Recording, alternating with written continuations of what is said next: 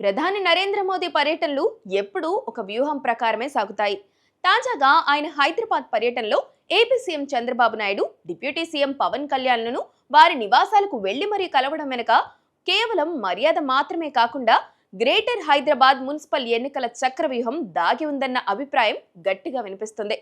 త్వరలో జరగబోతున్న greater Hyderabad municipal ఎన్నికలను బీజేపీ అత్యంత ప్రతిష్టాత్మకంగా తీసుకుంటుంది. గత ఎన్నికల్లోనూ అనూహ్య ఫలితాలు సాధించిన కమలదళం ఈసారి మేయర్ పీఠాన్ని దక్కించుకోవడం ద్వారా తెలంగాణలో తామే తదుపరి ప్రత్యామ్నాయం అనే సంకేతాన్ని పంపాలని భావిస్తోంది.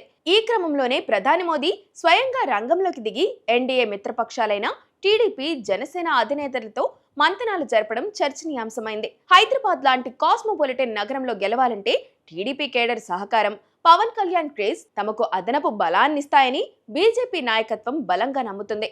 హైదరాబాద్ రాజకీయాలను శాసించే శక్తి సెటిలర్ల ఓటర్లకే ఉంది.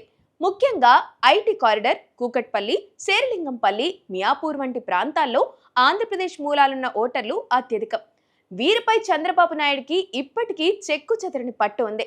గత అసెంబ్లీ ఎన్నికల్లో టీడీపీ పోటీకి దూరంగా ఉన్నప్పటికీ గ్రేటర్ ఎన్నికల్లో ఆ ఓట్లను బీజేపీ వైపు మళ్లించగలిగితే విజయం నల్లేరుపై నడకేనని మోదీ భావిస్తున్నారు.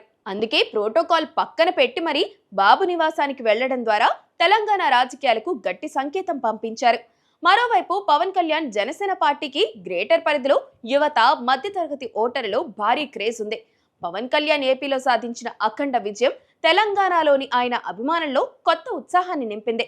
పవన్ ఆపరేషన్ చేయించుకుని విశ్రాంతి తీసుకుంటున్న సమయంలో ప్రధాని స్వయంగా పలకరించడం ద్వారా ఆయనకి ఇచ్చే ప్రాధాన్యతను కూడా చాటి చెప్పారు. గ్రేటర్ ఎన్నికల ప్రచారంలో పవన్ ను స్టార్ క్యాంపెయినర్ గా వాడుకోవడం ద్వారా యువత ఓట్లను బీజేపీ ఖాతాలో వేయాలన్నది మోదీ వ్యూహంగా కనిపిస్తోంది.